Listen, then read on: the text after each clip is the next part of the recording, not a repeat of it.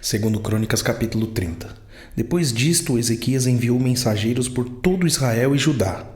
Escreveu também cartas para as tribos de Efraim e de Manassés, para que viessem à casa do Senhor em Jerusalém para celebrarem a Páscoa do Senhor, Deus de Israel.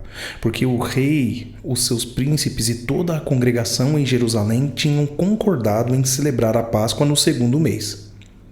Não puderam celebrá-la no tempo devido, porque não se tinham santificado os sacerdotes em número suficiente e o povo ainda não se havia reunido em Jerusalém. E isto foi aprovado pelo rei e por toda a congregação. Resolveram que se fizesse uma proclamação por todo Israel, desde Berseba até Dan, para que viessem celebrar a Páscoa ao Senhor, Deus de Israel, em Jerusalém, porque não a celebravam mais com grande número de participantes conforme estava prescrito.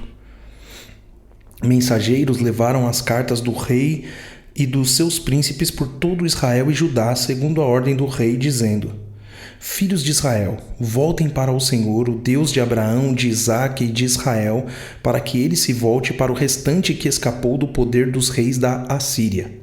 Não sejam como seus pais e como seus irmãos que foram infiéis ao Senhor, Deus de seus pais. Foi por isso que ele os entregou à desolação, como vocês estão vendo. Não sejam teimosos como seus pais. Entreguem-se ao Senhor e venham ao seu santuário, que ele santificou para sempre. Sirvam ao Senhor, o Deus de vocês, para que o furor da sua ira se afaste de vocês. Porque se vocês se voltarem ao Senhor, os irmãos e os filhos de vocês acharão misericórdia diante dos que os levaram cativos, e eles voltarão a esta terra.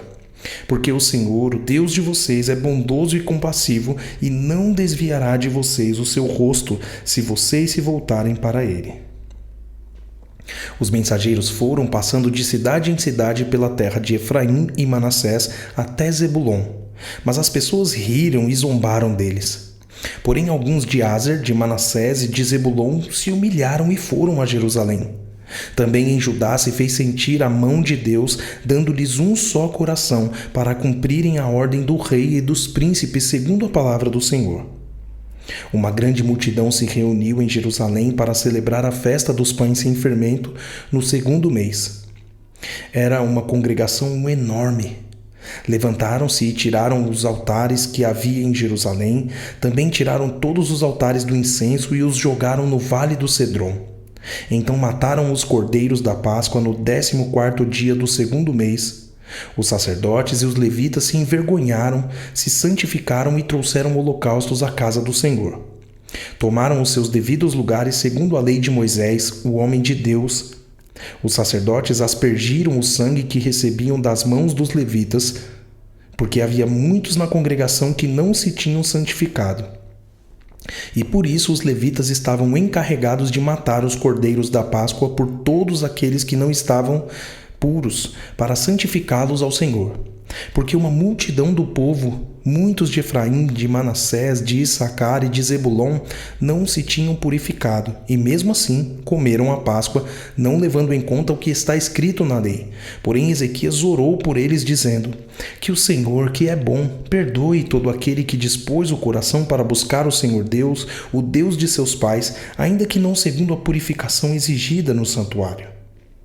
O Senhor ouviu a oração de Ezequias e sarou o povo. Os filhos de Israel que estavam em Jerusalém celebraram a festa dos pães sem fermento durante 7 dias, com muita alegria. Diariamente os levitas e os sacerdotes louvavam o Senhor com instrumentos que tocaram bem alto em honra ao Senhor. Ezequias falou ao coração de todos os levitas que revelavam bom entendimento do serviço do Senhor.